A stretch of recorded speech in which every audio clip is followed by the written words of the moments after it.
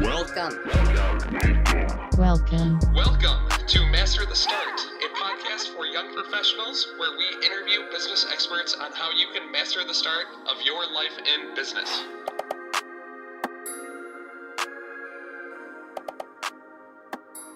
What's up, everybody? Welcome back to the Master the Start podcast. We are so happy that you're here. Today, we have an awesome guy on the show, David Hoy.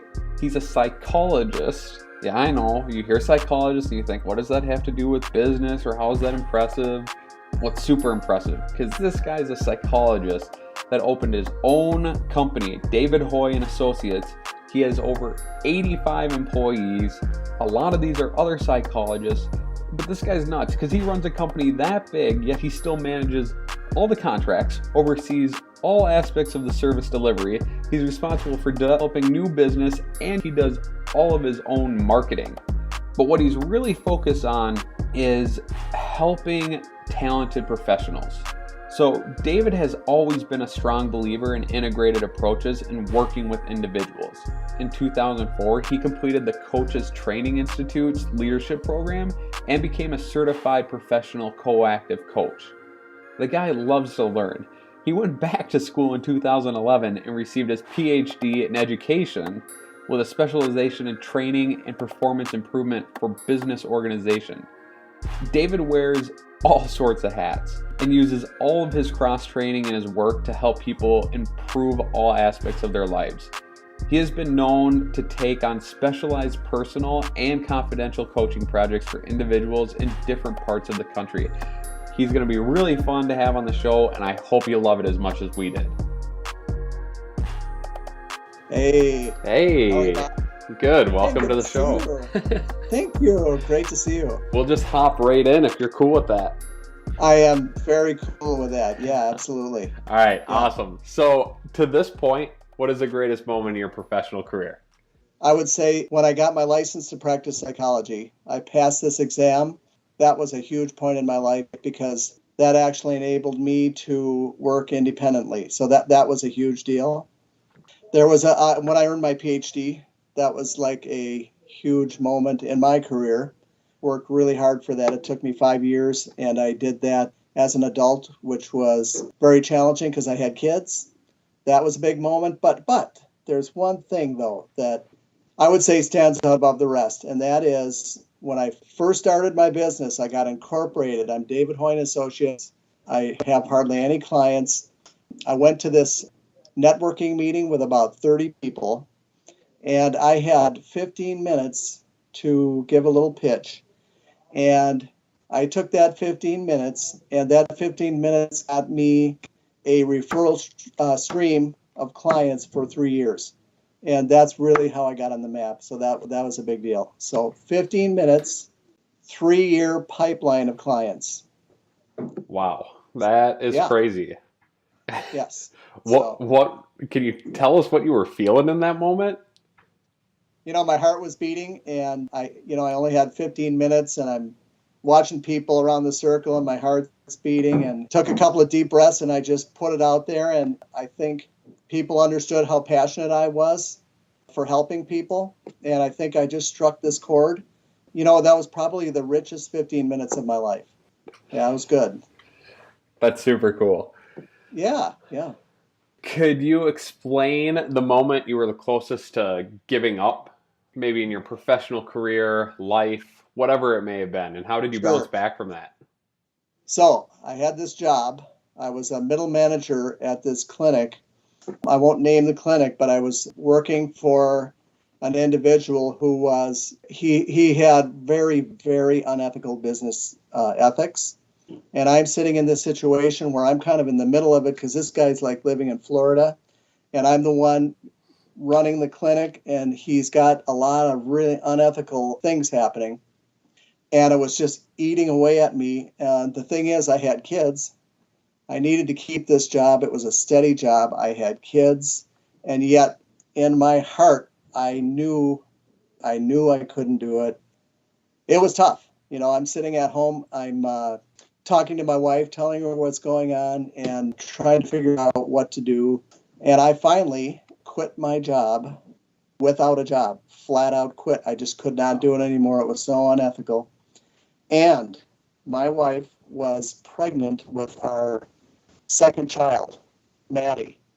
And so we're sitting in this new townhouse that we bought that we needed to pay for. I've got one young child and I've got another one on the way. And here's my wife, pregnant with our second child in her business suit, going to control data. And I'm sitting at home having quit my job without a job. But what came out of that was I had 6 months to reflect and think about, what do I want to do? What do I want to do? And that's when I really got passionate about being my own boss and starting my own business. So out of that stress actually came my business. And so that was the positive side of it. Jeez, that is crazy. That would have been insanely stressful. So if you had to do one thing over in your early 20s, what would it be?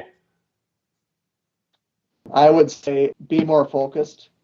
I spent a very good amount of time in my 20s unfocused. I got most of my education late, and I was working a waiter in restaurants, and, it was good, but I feel like I might have wasted a few years. It would have been nice to have a good mentor to help me kind of zero in and focus. So just kind of staying focused. Okay. And you bring up a good mentor. Have you found good mentors along the way? I had a coach, life coach and a career coach from California. He helped me immensely. And one of the things that he actually said to me, one day I was kind of complaining to him about some barriers I had to getting ahead in my career and in life. And he looked at me and he said, you cannot be controlled by your circumstances. You have to refuse to be controlled by your circumstances. I'll never forget that. That was very helpful for me. So mentors matter. Mentors matter big time. Yeah. Okay, so are you ready for the tough question? Well, sure. Yeah. What's the tough question? If you died tomorrow, what is your single biggest regret, or what do you wish you would have done? Okay. Yeah. So as I just told you, I got most of my education as an adult. The PhD program I did was probably the hardest thing I've ever done in my life. It took me 5 years, and I'm immensely happy that I got through it. But I was working full time and I was doing a PhD, so I basically was working all day and then I'd study all night and on the weekends. I feel like I missed 5 years of my kid's life at that time. So that I do have a regret for that. And I had a few issues with my daughters when they were ready to go to college because I hadn't been around. Thank heavens we got it all worked out and we are tight. It's great. Missing family is tough. That's tough. It definitely is. I don't know how to phrase this, but if you look back at that small regret, can you think of anything you could have done differently to make everything work out while also seeing your kids? Yeah, that's a very good question. I was thinking about that. And here's what I think happens sometimes when we get driven to do things, and especially if we're a little bit anxious and maybe we feel like we're kind of in survival mode, we do things that we don't have to do. So, for example, there were a lot of times where I was working and doing things that I probably didn't need to do. I could have just as well have left and I could have stayed home more often and kind of compartmentalize family and work and family and school better. When you get in a state of you're driving and you're kind of burnt out, you get worried. You think, if I stop, I'm going to drop the ball on this thing. So I kind of just went full bore, and hindsight, it probably wore me out. It might have even slowed me down versus going home, seeing my family, getting relaxed, getting replenished, and jumping back into it. That's very insightful. Okay, well then, what is one life hack listeners should do this week to become successful? What is one actionable life lesson or actionable thing that a student or a budding business professional could do this week and apply to their life to make them better going into next week? Okay, so that makes me think of a few things. So I'm going to say a few things. You got to exercise your body every day. move your body every day because it's good for your brain. It keeps you smart and it gives you energy. And so move your body every day. I like to learn something new every week. So I am an Audible book freak. I ride my bike. I listen to Audible books. I get things I'm interested in, and I'm passionate about learning something new every week. Another really, really big one is call a couple people to network with. Schedule a couple of networking sessions each week. Think about somebody who you admire, somebody who's in a space that you want to get into career-wise, and set up meetings with them. That's extremely important. A lot of people think when you're doing a career that once you get a job, you don't need to network anymore. Well, it's really not that way anymore. The average American switches jobs every 4 years. So networking is extremely important. It should be a way of life, especially for somebody just getting into the workforce. So let's dig into that networking just a little more because I think that's so important. With these students or business professionals, whoever's listening, how do they pick the people they should network with? I know you said it should be industry specific, but then who do they reach out to, or how do they reach out to someone? How would someone get a meeting with someone like you who's busy all the time, runs a company? How is that even possible? Right. So, and this happens with me. I get calls every once in a while from high school kids and college kids. They'll say, hey, I really like your company. I heard about your company. I saw your company online. I'm a budding psychology student, budding psychologist. Could I come and talk with you for half an hour? And I actually love when they do that. And that's a good way to do it, a really good way to do it. Awesome. Okay. That was really good advice.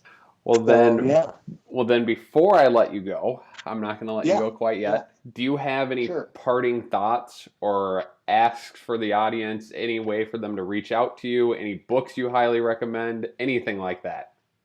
Oh, yes, I do. Here's what I recommend.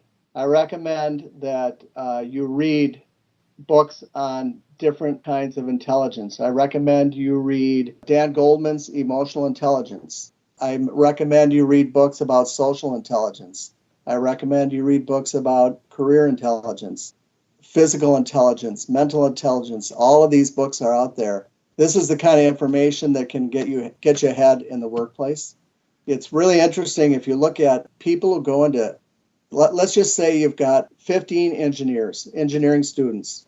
They all get into the engineering field and now they all get a job. If you look at their raw IQ, their raw IQs all tend to be right around the same, but who are the ones that get ahead and who are the ones that are the stars? The ones that are the stars are the ones that have emotional intelligence and social intelligence. And when I say that, I mean social skills. If I'm a young student, if I'm somebody just starting to get into the workforce, those are the things that I would really focus on. So I would really have people read those books. Awesome. Thank you so much for being on the show. We want to be respectful of your time and let you get going. Well, thanks. I appreciate that, Bob. It's been great. Of course. We'll talk soon. Thank you for listening to this episode of Master the Start. 3 reminders about what David said. First, don't put yourself in a position where you forget what's most important in life. Learn from what David said about not spending enough time with his kids, then set priorities and live by them. Secondly, add some books on intelligences to your reading queue. David recommends Daniel Goleman's book, Emotional Intelligence. Thirdly, this week, reach out to at least one successful person in the field you are interested in. Ask them for 30 minutes to learn from them about their experience in the industry. David suggests that you should develop this into a weekly practice, and that will be more valuable than anything you do in school as a young professional. One last thing, David and my discussion about intelligences went on quite a bit longer than what we included in this podcast. Because the conversation was so interesting, we will be sharing an unedited episode 4.5 with the additional content. That's all we got for now. We'll see you soon. We're excited for next week. Until then, good luck networking.